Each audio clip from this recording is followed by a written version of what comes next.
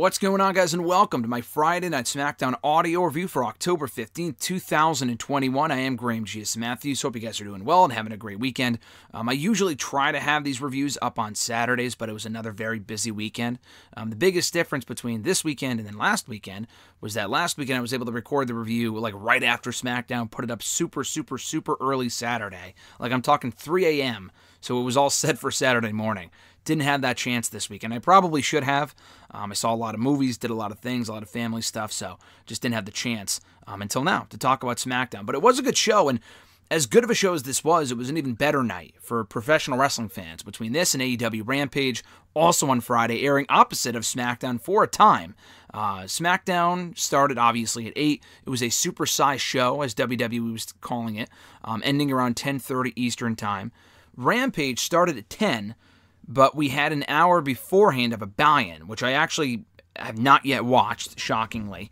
That was almost 2 days ago, but I've literally been busy to the point where I have yet to watch the buy-in from Friday. I'm probably going to watch it as soon as I'm done with this review right here, as soon as I'm done in a little bit. But yeah, for what I saw, though, Rampage was good. Airing opposite, that had a commercial-free first match between CM Punk and Matt Sydal. This had a commercial-free final 30 minutes. So it's friendly competition. I like the friendly competition, and we, the fans, benefit from the competition. If they're doing stuff to outdo the other company, we, the fans, benefit if they're doing good matches, putting on good shows. And from what I saw of Rampage in this edition of SmackDown, I thought it was a great night for fans. And we did get 2 very enjoyable shows. So let's get right into SmackDown. I won't go into too much detail about each segment. I don't have a ton of time. This is going to be a bit of an abridged edition, SmackDown review for this week. But we opened the show with Edge, talking about Seth Rollins, putting him on notice, kind of following up on his Hell in a Cell challenge from last week made to Rollins for Crown Jewel. And another great, intense, personal, aggressive promo here from Edge ahead of Crown Jewel next Thursday. Edge is one of the very best talkers in the company, so that really should come as no surprise that this was as good as it was. You know when Edge grabs the chair and sits down, crouches down, really looks into the camera, you know it's going to be a killer promo, and this was no exception. This managed to get me even more excited for the Rollins-Edge match at Crown Jewel than I already was. I am a little bit skeptical that not the match, but rather the crowd aren't really going to hold up their end of the bargain. The Saudi Arabia crowds, for whatever reason, they're either really good or really bad, or they just don't care. So we'll see. I'm skeptical that there'll be a good enough atmosphere for a match like this, and what I would call one of, if not the best WWE feud of 2021. This has been an awesome feud, a lot of great matches, great moments, great promos. We heard from Rollins a little bit later on in the show, which I'll get to momentarily. But I just hope it has a worthy blow-off, and this promo was a great way to kind of lead into that on Thursday of next week. We then got our first semifinal match in the men's King of the Ring tournament for 2021, Finn Balor versus Sami Zayn. We're getting the other half of the semifinals this Monday on Raw. Balor and Zayn had a very good match here. Great stuff. They worked amazingly well together.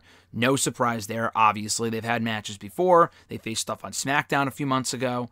You knew Zayn wasn't winning. He has yet to appear on a single Saudi Arabia show. I don't know if it's because they don't want him there out of safety or if he doesn't want to go. I'm not exactly sure what the issue is. It's something along those lines. But you knew Zayn wasn't winning. It was all about the match itself. And from an in-ring standpoint, this was a really good match. They work well together, two, former NXT champions, former Intercontinental champions. And Balor's been killing it lately since coming back to the main roster from an in-ring standpoint. So this was exactly what it needed to be. Great match here. They got a ton of time. And that's part of the problem. They've been giving the men a lot of time to have great matches, and I appreciate that. But you got to share the love with the women, too.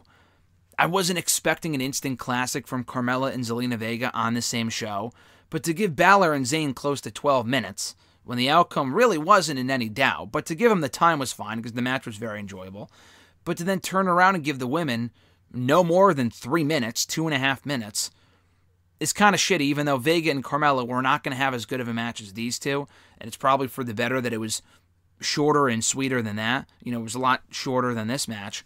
But still, you gotta at least give him 5 minutes, or maybe not put those two women in that position to be facing each other in the semifinals. It's as simple as that. But this was good stuff. We'll get more to Vega and Carmella in a bit. Sonya Deville and Naomi were advertised as going one-on-one on this show. Deville's first taste of in-ring action since SummerSlam 2020. almost, 14 months ago. Pat McAfee threw the stat out there. He was like, oh, it's been 410 days since Deville last wrestled the match or whatever it was. It's around the same stat they throw around for Roman Reigns, because Roman Reigns won the Universal Championship a week later at Payback, like literally 7 days later. So however long they say Roman Reigns has been Universal Champion, add on 7 days, and that's how long Deville was not in the ring for. She did wrestle here to an extent. She was not ready for competition as far as her gear, and she won, so I'll get to that in a second, but she had different music when she won.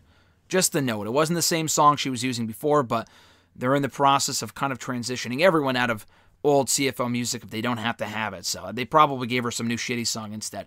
Maybe it ends up being decent, but from what I heard, it sounded generic as fuck. So anyway, Naomi's out in the ring. Naomi's first match back on SmackDown in a very long time, her first match in general on TV in quite some time. Deville comes out, interrupts her, and she was obviously supposed to be ready for competition. She wasn't. She said, we're going to have the match changed. I forgot what she said the excuse was, but she brought out her partner, 2-on-1 handicap match, her partner being Shayna Baszler, the ultra-dominant, pissed-off Baszler that we've seen lately in WWE TV, the best Shayna Baszler. Killing Naomi here, who attempted to battle back to no avail.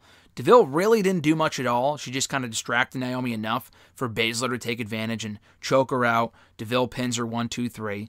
And Deville and Baszler beat Naomi in a 2-on-1 handicap match. So really not much of a match. It was more of an angle, if anything. But I thought this was well done. I thought it was too soon to be doing a Sonya-Naomi match. And I'll be the first one to complain when WWE doesn't advertise stuff, or rather doesn't deliver stuff as advertised. This was a case where I didn't have a major issue with it, because they probably should not have been doing the match at this point anyway. They did advertise it a week out. There is that.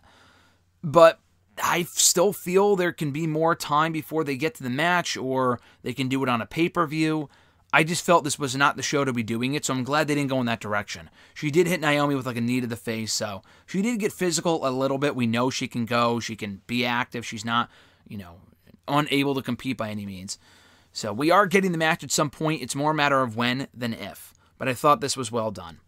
We heard from Rollins a little bit later on, following the Edge promo. He also had a great promo, and this incarnation of Rollins isn't for everyone, and I understand that, but when he gets serious, he gets down to brass tacks, he gets down to business, he's awesome. And I thought this was an above-average promo from Rollins here. He brought up even that he spent more time at Hell in a Cell than Edge has, which is true. Rollins has had 3 Hell in a Cell matches in the last 7 years. Edge has only had 1. That being against The Undertaker, which is an accolade in and of itself, from back at SummerSlam 08, one of my favorite Hell in a Cell matches of all time. Rollins has had 3. He faced Dean Ambrose in the main event of Hell in a Cell, inside Hell in a Cell, back in 2014 and beat him. 2016, he lost to Kevin Owens inside the Cell in a Universal Championship match. And then in 2019, we all know what happened there, him and The Fiend for the Universal Championship. He technically won that match. How, I don't know, even 2 years later. An absolute fucking catastrophe and just an embarrassment from that company. But yeah, he has been in 3 Hell in a Cell matches and has won 2 of them. Edge has been in 1 and has lost 1. That being the same match. He's only been in 1 Hell in a Cell match. So he has the advantage in that respect, but I still say Edge will win, as he should. If Rollins wins, no big deal. It really doesn't matter. Rollins is the active guy on the roster, so him winning would make sense. But I thought this was good. It was a great way to kind of lead into their match this coming Thursday on Crown Jewel, as I mentioned earlier. Zelina Vega and Carmella having a Queen's Crown semifinal match. This was basically exactly what you would expect it to be. The crowd did not give a single fuck while watching this. And why would they? They've literally, I think these 2 women have more losses on TV than practically any other woman in 2021. Like, I'm not even joking. Like, maybe even more than Shayna. And that's saying a lot, too. Shayna has lost a lot this year. These 2 women have probably lost even more. They have been on SmackDown near consistently for the last 2 or 3 months, losing every single match they have had, except for last week. So we have the battle of the losers here in the semifinals of the Queen's Crown tournament. Basic heel versus heel match. I don't really care. It's fine. It's not terrible. I just don't really care. Carmella goes to ringside. She vowed to not use her mask, which apparently has some sort of supernatural ability. But she went to ringside to retrieve it anyway. And when she went to go get it, Liv Morgan was there to kind of thwart Carmella, prevent her from getting it. Vega rolls up Carmella or hits her with her finisher. I forgot exactly what she did. And wins. So Vega is headed to the finals of the Queen's Crown tournament, which is pretty bad. I mean, either one of these women in the finals would have been not ideal. But Carmella, in my opinion, is a bigger single star, would have fit the gimmick better than Vega. I don't think either of them are winning. But Vega beating Carmella, Vega's even a bigger loser than she is from an in-ring standpoint, from a storyline standpoint. So I can't, I mean, that's probably even a worse outcome, but at least we get the continuation, I don't know if that's a good or bad thing, of the program between Liv Morgan and Carmella. Hopefully we get to blow off one of these weeks on Raw or next week on SmackDown. I mean, next week does kick off the actual draft rosters. Like, the new rosters will go into effect next Friday. They're both on Raw, so they probably won't be on SmackDown next week. This was probably it for them on SmackDown. Maybe we get the blow off on Raw this week or the week after, who knows? Maybe after Crown Jewel. But even still, get that shit over with, please. But Zelina Vega will face the winner of Shayna Baszler versus Doudrop in the finals of the Queen's Crown Tournament this Thursday at Crown Jewel.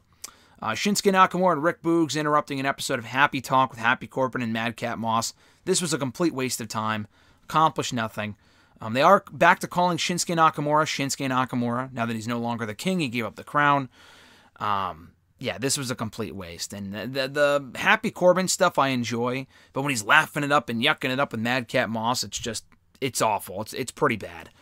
So maybe this is hinting at another Nakamura-Corbin match, which is terrible. It has not been long enough. It's only been a couple of months, and it's still way too soon. They could be doing it next year or the year after, and I would still say it's too soon for another Nakamura-Corbin match in this company.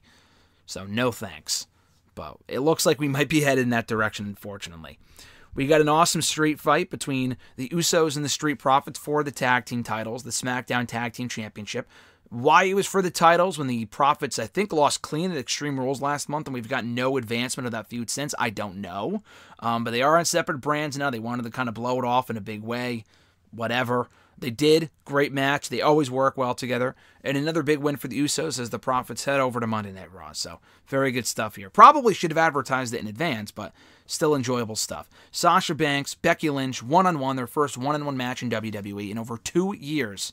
Since Hell in the Cell 2019, almost exactly 2 years ago. Very good match, commercial-free. And again, another heel versus heel match. Not exactly ideal, but they're big enough stars where I feel like the crowd was okay with it. And it was another very good match. The fucking dumb distraction finish at least protected Becky in defeat. Gave Sasha the win, a big momentum booster for Banks. I enjoyed the match. The finish was lame. Typical WWE distraction finish bullshit. The weird thing is that Becky, I don't think, has lost a single one-on-one match since, like, 2019. So for her to lose here was a pretty big deal that was not played up as a big deal. I could be wrong. Maybe she has lost, but I don't know. I just thought that was weird. Main event, contract signing for the Universal Championship, and they started this a lot closer to the 10:30 mark than I was expecting, because, again, it was a 2.5-hour show, but it was exactly what it needed to be. You know, Roman kind of kept his part short and sweet. Heyman was perfect in his role. Lesnar got to talk a little bit and said that he actually looked over the contract with Heyman earlier on in the day. So attempting to drive a wedge between the Tribal Chief and Paul Heyman once again. Great stuff here from Brock. He's really shining in the babyface role right now, if you can even really call it that. And that was how we went off the show. That was how SmackDown ended this week. So the contract signing wasn't this big, elaborate contract signing. It was over within 5 minutes, if that. It was probably a lot quicker than that. It was weird without commercials for, like, Adam Pearce to be telling Sasha and Becky to be getting out of the ring so Roman can come out, and his entrance took up 5 minutes alone. But anyway, I mean, I can't really complain about that because it's a great entrance, but that was it. I mean, I thought the contract signing was, you know, it could have been a little longer, but for what we got was good. Brock being in extended promos, cutting extended promos is not his forte, but it was what it was. Sasha and Becky had a very good match. I thought the Street Profits and the Usos had a great street fight. The Happy Talk stuff was a complete waste of time. Vega and Carmella was short, sweet, inoffensive, and not bad, but again, I just don't really care. The promo work from Rollins and Edge was awesome. Balor and Zayn having a really good match, and the progression of the Deville, Baszler, and Naomi storyline I thought was great. So overall, a thumbs-up show. Not everything was a winner, but an overall enjoyable edition of SmackDown, super-sized edition of SmackDown, living up to the name. The 2.5 hours flew by. Did not feel like it was a 2.5-hour show. I am not advocating. I'm absolutely not advocating for a 3-hour SmackDown going forward. Obviously not. I'd be a moron to say that. But for 1 week, it was cool. To get some competition between SmackDown and Rampage for 1 week was also a lot of fun. Both brands benefited, I felt, both Rampage and SmackDown, and made for a great night of wrestling. A lot of shit for me to catch up on because I couldn't watch the buy-in because I was watching SmackDown. and I have yet to watch it, but I will as soon as we're done here, and we're pretty much done. So thank you guys for checking out my review of SmackDown. I appreciate it. Be sure to like the video, drop a comment, share the video, and subscribe to the channel for more daily content. Hit the bell button or hit the bell button as well to be notified every time a new video goes up, and have an awesome rest of your weekend/week or whenever you're listening to this. And stay tuned for more exclusive interviews coming here to the channel in the days to come. We had Roman Reigns on Friday. We got Sasha Banks coming on Tuesday or Wednesday, so keep an eye/ear out for that one. Have an awesome one, guys. I'm Graham G.S. Matthews, and I'll catch your ass down the road.